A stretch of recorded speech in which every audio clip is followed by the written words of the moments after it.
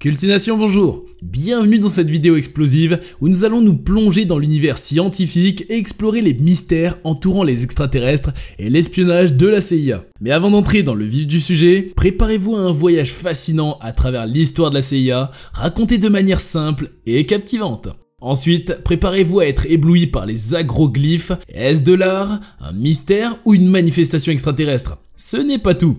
Nous allons également explorer la légende captivante de la Zone 51. Est-ce un simple mythe ou une réalité qui cache des secrets fascinants? Et pour couronner le tout, préparez-vous à une révélation à couper le souffle sur les ovnis. Maintenant, sans plus attendre, lançons-nous dans cette aventure scientifique palpitante.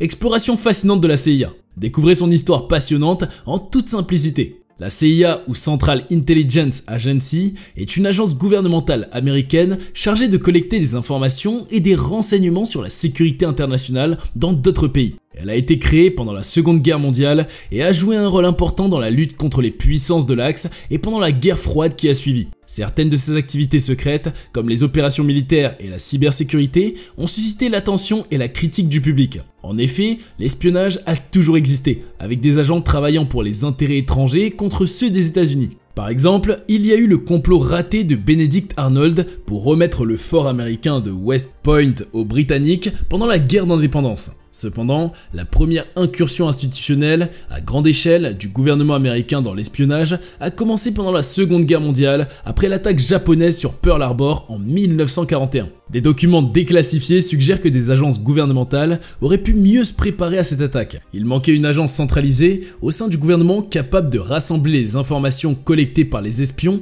travaillant pour le pays, de les analyser et de les transmettre aux responsables concernés. C'est pourquoi le président Franklin Roosevelt a créé l'Office of Strategic Service, OSS, le prédécesseur de la CIA, et a nommé le général William Donovan à sa tête. L'OSS avait pour mission de collecter et d'analyser des informations stratégiques à utiliser en temps de guerre. Pendant la Seconde Guerre mondiale, l'OSS a envoyé des saboteurs derrière les lignes ennemies, diffuser de la désinformation pour tromper les forces japonaises et allemandes et tenter de recruter des combattants de la résistance. Après la guerre, le président Harry Truman a aboli l'OSS mais a ensuite créé le Central Intelligence Group et la National Intelligence Agency en 1946, puis la CIA en 1947 suite à l'adoption du National Security Act par le Congrès. Depuis sa création en 1947 jusqu'en 2005, la CIA a été dirigée par le directeur de la Central Intelligence DCI, occupé généralement par des personnalités issues de divers domaines tels que l'armée, la politique ou les affaires. La CIA a ainsi connu des personnalités notables à sa tête comme Roscoe Hillenkoetter, le premier directeur et même l'ancien président George Bush qui a servi pendant 2 ans. En 2004, une réforme du renseignement et de la prévention du terrorisme a été adoptée par le Congrès, réorganisant la structure de direction des services de renseignement. La CIA et d'autres agences ont donc été placées sous l'autorité du nouveau poste de directeur du renseignement national. Ainsi, le poste de directeur de la CIA a été occupé par des personnalités importantes, comme Leon Panetta, ancien membre démocrate du Congrès, qui a été le premier directeur de la CIA sous le président Barack Obama. Son siège se trouve à Langley, en Virginie. Bien qu'elle ait considérablement élargi le renseignement américain avec environ 50 000 employés actuellement, elle n'a pas toujours réussi dans ses opérations à travers le monde. Par exemple, des documents déclassifiés suggèrent qu'elle était derrière l'invasion manquée de Cuba par la baie des Cochons en 1961. L'agence avait été recruter des exilés cubains et les avait formés pour envahir Cuba, mais l'opération a été un fiasco et a renforcé le pouvoir de Fidel Castro. Dans les années 1950-1970, la CIA exploitait une compagnie aérienne appelée Air America pour accéder à des zones d'Asie du Sud-Est où l'armée américaine ne pouvait pas être présente. Cependant, il y a des rapports suggérant que ces agents étaient impliqués dans le trafic de drogue et Air America aurait été utilisé pour expédier de la drogue dans la région. Les opérations d'Air America ont été suspendues dans les années 1970. MKUltra était un projet secret de la CIA mené en 1953 à environ 1973, au cours duquel l'agence a mené des expériences illicites, parfois sur des citoyens américains et canadiens à leur insu, pour étudier les méthodes de contrôle mental, de collecte d'informations et de torture psychologique. Les détails de MKUltra et d'autres programmes similaires ont été rendus publics en 1975 lors d'enquêtes sur les activités illégales de la CIA, y compris les assassinats de dirigeants étrangers. Dans les années 1980 et 1990, la CIA a été impliquée dans des allégations de fourniture et de vente de crack à Los Angeles et ailleurs. Il est prétendu que les profits de cette activité étaient utilisés pour financer des groupes. Les agroglyphes, art, mystère ou manifestation extraterrestre.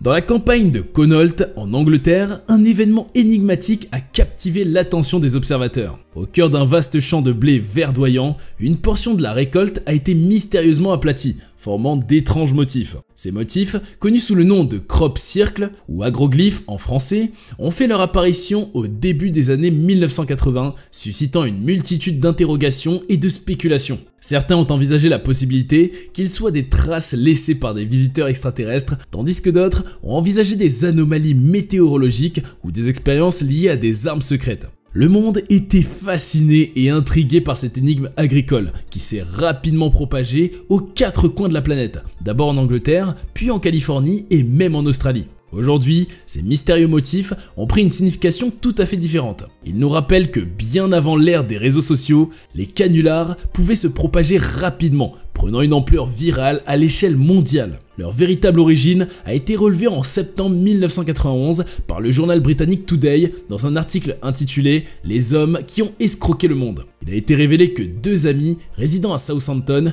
étaient les auteurs de plus de 200 de ces créations éphémères au cours de la décennie précédente. En effet, tout a commencé à la fin des années 1970, lorsque Doug Bauer, âgé alors de 55 ans, et son complice Dave Shorley, 50 ans, ont décidé de s'amuser en créant des cercles dans les cultures. Armés de simples planches de bois, ils s'aventuraient dans les champs la nuit, tenant des cordes fixées aux extrémités des planches et appliquaient une pression pour créer ces formes circulaires en suivant un schéma préétabli. Pour réaliser des cercles parfaits, ils utilisaient des cordes attachées à un piquet central ainsi qu'un fil suspendu à leur casquette, tel un viseur, afin de maintenir leur alignement et avancer en ligne droite. Au départ, ces farceurs amateurs n'avaient pour intention que de se divertir après avoir partagé quelques pintes dans un pub. Mais ils furent rapidement étonnés de constater que leur plaisanterie prenait de l'ampleur, attirant l'attention des médias et inspirant des imitateurs aux quatre coins du globe. Certains experts ont même prétendu que ces cercles ne pouvaient pas être réalisés par des humains, alimentant les théories de l'intervention d'une intelligence supérieure, voire extraterrestre.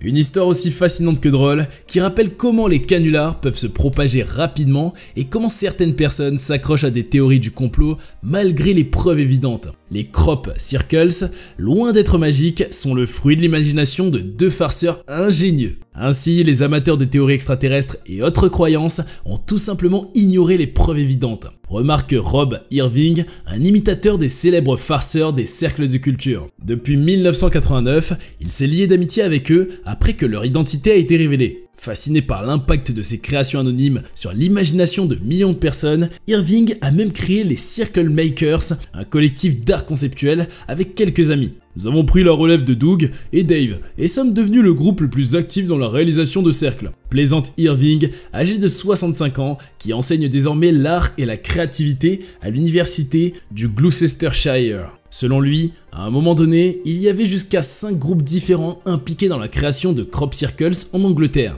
Cependant, certains membres de son groupe ont profité de leurs compétences en monnayant l'impression d'énormes logos et images pour des marques telles que Nike, Mitsubishi ou Hello Kitty dans les cultures, l'herbe ou le sable. Aujourd'hui, les artistes des champs encore actifs se concentrent davantage sur leur audience en ligne plutôt que sur leur public local. Une fois qu'ils ont terminé une œuvre, ils contactent des photographes équipés de drones pour capturer les images. Cela crée ensuite un engouement qui attire des foules de spectateurs. Cependant, cela peut également causer des dommages aux champs et susciter la colère des agriculteurs. Certains propriétaires de champs ont même envisagé de tondre complètement leur culture pour dissuader les visiteurs, mais ont finalement abandonné cette idée en raison de la perte de récoltes supplémentaires. D'autres ont même envisagé des poursuites judiciaires contre les personnes qui piétinent et détruisent les cultures, surtout en période de pénurie alimentaire mondiale. Malgré les témoignages et les photos, Colin Andrews, co-auteur de livres sur les crop circles, persiste à croire que tous les cercles ne sont pas d'origine humaine. Selon lui,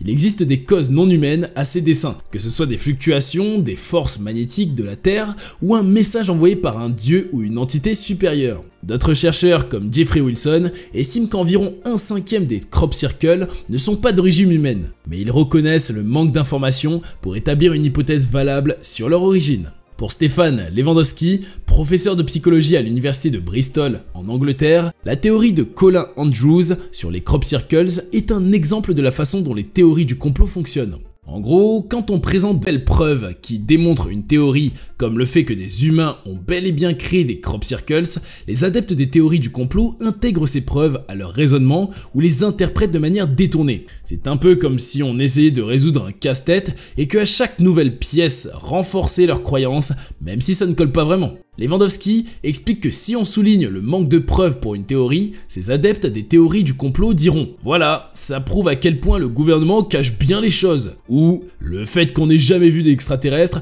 prouve juste à quel point ils sont malins et invisibles ». C'est comme s'ils préféraient blâmer quelqu'un d'autre plutôt que d'admettre que parfois, les choses sont simplement hors de notre contrôle. Et franchement, c'est plus réconfortant de se dire que tout est orchestré par une force mystérieuse plutôt que de reconnaître que parfois, les fusillades de masse ne sont pas des mises en scène. La seule différence, c'est qu'à l'époque de Doug et Dave, il fallait des mois voire des années pour que leur imposture se répande dans le monde entier, alors qu'aujourd'hui, une fausse information peut faire le tour de la planète en quelques heures seulement.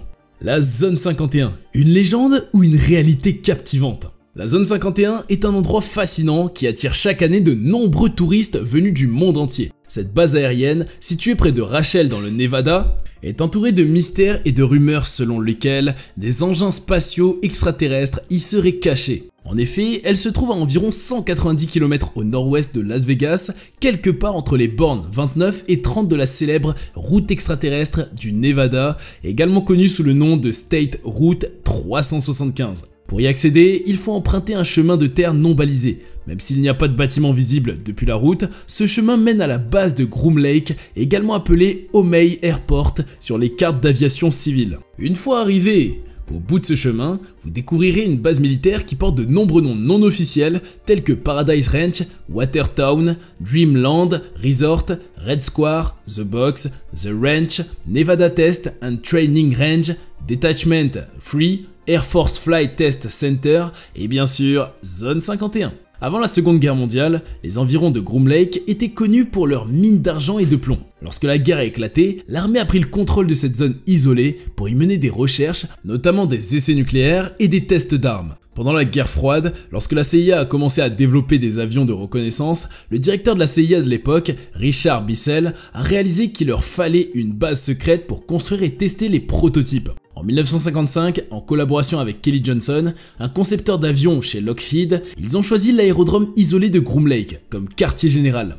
La commission de l'énergie atomique a alors ajouté la base à la carte existante du site d'essai du Nevada et l'a nommé Zone 51. Dans les années 1950, les ingénieurs ont développé l'avion U-2, capable de voler à des altitudes extrêmement élevées de 21 000 mètres. C'était une performance impressionnante à l'époque, car cela permettait aux pilotes de voler au-dessus des radars, des missiles et des avions ennemis soviétiques. Lorsqu'un U-2 a été abattu par un missile soviétique en 1960, la CIA a commencé à travailler sur la prochaine génération d'avions espions dans la Zone 51. Ils ont créé l'A-12, un avion fabriqué en titane presque indétectable par les radars. L'A-12 pouvait voler à plus de 3500 km/h et traverser les États-Unis en seulement 70 minutes. Il était équipé de caméras capables de prendre des photos d'objets aussi petits que 30 cm posés au sol, même à une altitude de 27 000 mètres. En 1989, la Zone 51 est devenue célèbre pour sa prétendue relation avec les extraterrestres. Un homme nommé Robert Lazar a prétendu avoir travaillé là-bas et a déclaré lors d'une interview à une chaîne de télévision que la Zone 51 abritait des vaisseaux spatiaux extraterrestres et que son travail consistait à reproduire leur technologie à des fins militaires. Cependant, ces affirmations ont été rapidement discréditées. Malgré cela, les nombreux vols d'avions de haute technologie de la Zone 51 ont contribué à une augmentation des rapports d'objets volants non identifiés dans la région. L'apparence de l'A-12, avec son corps en titane se déplaçant à grande vitesse, a souvent été confondue avec celle d'OVNI. En 2013, le gouvernement a officiellement reconnu l'existence de la zone 51 lorsqu'il a rendu public des documents sur la conception de l'U2 et de l'A12. Avant cela, les habitants de la région étaient conscients de l'activité étrange qui se déroulait dans le désert, mais ils avaient du mal à obtenir des informations vérifiées. Aujourd'hui, la zone 51 reste une base militaire active dont les activités actuelles demeurent confidentielles. Elle est devenue un élément central de la mythologie extraterrestre américaine, des événements tels que le Storm Area 51 qui a attiré des milliers de personnes à la recherche de preuves d'extraterrestres, ainsi que des musées, des restaurants et des festivals sur le thème des extraterrestres ont contribué à lui maintenir des intérêts. Les mystères qui l'entourent continuent d'attirer les passionnés d'extraterrestres ainsi que les sceptiques. Les gens espèrent découvrir un jour la vérité sur ce qui se passe réellement dans cet endroit énigmatique du désert. Une révélation époustouflante sur les ovnis. Ancien espion pendant 14 ans, Davis Grush prétend avoir divulgué des informations confidentielles au Congrès américain concernant l'existence d'ovnis que le gouvernement voulait garder secrètes. Son témoignage peut sembler proche de celui des amateurs de complot, mais sa crédibilité apparente le démarque. Il affirme que l'armée et le gouvernement américain ont illégalement caché au Congrès l'existence de véhicules intacts et partiellement intacts d'origine non humaine. Le Pentagone a nié ces allégations en affirmant qu'il ne cachait aucune information sur les ovnis au Congrès. James Comer, président de la commission de surveillance de la Chambre des représentants, a annoncé qu'une audition aurait lieu pour discuter de ces documents. L'ancien militaire prétend avoir constitué un dossier contenant des preuves montrant que les autorités militaires américaines possèdent ces véhicules et dissimulent des informations à leur sujet. Il affirme l'avoir remis aux membres du Congrès ainsi qu'à l'inspection générale de la communauté du renseignement qui supervise les 18 agences de renseignement américaines dont la CIA et la NSA. Selon lui, ces engins sont d'origine exotique, ce qui signifie qu'ils auraient été conçus par une intelligence non humaine, d'origine extraterrestre ou inconnue. Pour étayer ses propos, il se base sur la structure des véhicules, les analyses scientifiques de leurs matériaux, ainsi que sur la présence de compositions atomiques et de signatures radiologiques uniques. Dans une interview au Parisien, il mentionne l'existence d'un vaisseau en forme de cloche d'une taille d'environ 10 mètres, récupéré en 1933 dans le nord de l'Italie à Magenta. Initialement conservé par les services de Benito Mussolini, il aurait été récupéré en 1944 par une agence de renseignement américaine, le Bureau des services stratégiques qui a depuis disparu. Il explique qu'il ne peut pas affirmer pour des raisons légales qu'il a vu ces véhicules de ses propres yeux. Il existe toujours une possibilité que cela alimente d'autres théories du complot non fondées, admet-il. L'ironie est que cette théorie était autrefois considérée comme un complot, mais elle s'avère maintenant vraie. Il explique au journal français qu'il a décidé de parler après avoir pensé que le public méritait d'être informé de certains faits. Il a obtenu l'autorisation de s'exprimer sur des dossiers non classifiés, y compris le cas de Magenta, de la part du Bureau de prépublication et d'examen de la sécurité du département de la Défense. Il espère que le peuple américain pourra pousser ses représentants élus et le président à obtenir des réponses. Selon moi, il est éthiquement inacceptable que les États-Unis et leurs alliés gardent secrètes des informations s'ils en possèdent, déclare-t-il. Il affirme que les pays alliés qui ont connaissance de l'existence de ces véhicules extraterrestres sont le Canada, le Royaume-Uni, la Nouvelle-Zélande et l'Australie, réunis officiellement par un accord d'alliance connu sous le nom de 5 yeux en matière de renseignement. Il affirme avoir signalé pour la première fois à l'inspection générale du ministère de la Défense américaine une possible violation de la loi concernant la non-divulgation d'informations au Congrès en juillet 2021. Il dit que son signalement a été transmis au ministère et qu'il a ensuite subi des représailles de la part de certains responsables. Ils ont tenté de remettre en question ma sécurité, ils ont formulé des allégations contre moi, des choses comme ça, explique-t-il sans pouvoir donner plus de détails car une enquête est en cours. Il raconte avoir reçu de nombreuses menaces, y compris des menaces de mort, mais il estime qu'il est plus sûr de ne pas rester anonyme dans une telle situation. Rendre l'affaire publique peut lui attirer le soutien du public, ce qui peut le protéger et lui permettre de continuer à défendre ses revendications. Dans ce contexte, il prévoit de créer une fondation pour aider la communauté scientifique à entreprendre des recherches sur ce sujet et souhaite devenir un leader d'opinion sur la question. Ces révélations interviennent à un moment où les parlementaires américains s'intéressent de plus en plus aux ovnis. En 2021, suite à la fuite d'une photo d'un ovni provenant du Pentagone, le Congrès a publié un rapport faisant état de 140 observations inexpliquées à ce jour, dont plusieurs ont été faites par des pilotes militaires. En mai 2022, pour la première fois en 56 ans, une commission sénatoriale a organisé une audition de responsables du renseignement et de l'armée afin d'obtenir des éclaircissements sur leurs connaissances en matière d'OVNI. La NASA a également annoncé qu'elle lançait une enquête pour déstigmatiser le sujet et a tenu sa première conférence de presse à ce sujet le 31 mai où elle a dévoilé une vidéo d'OVNI totalement nouvelle. C'est incroyable de penser que 75 ans après Roswell, l'étude des ovnis ne se limite plus aux seuls complotistes aux États-Unis. C'est une nouvelle ère passionnante où le grand public peut enfin s'intéresser sérieusement à ce phénomène mystérieux. Et voilà, nous arrivons à la fin de cette vidéo épique. Un énorme merci à vous d'avoir été là jusqu'au bout. Si vous avez apprécié toutes les informations qu'on vous a partagées, alors n'hésitez pas une seconde à vous abonner à notre chaîne et à activer les notifications en cliquant sur la petite cloche. Juste un petit rappel, n'oubliez pas de consulter les sources d'informations mentionnées dans la description de la vidéo. Encore une fois, un énorme merci à vous. Nous espérons vous retrouver super vite pour des vidéos captivantes sur Cultination.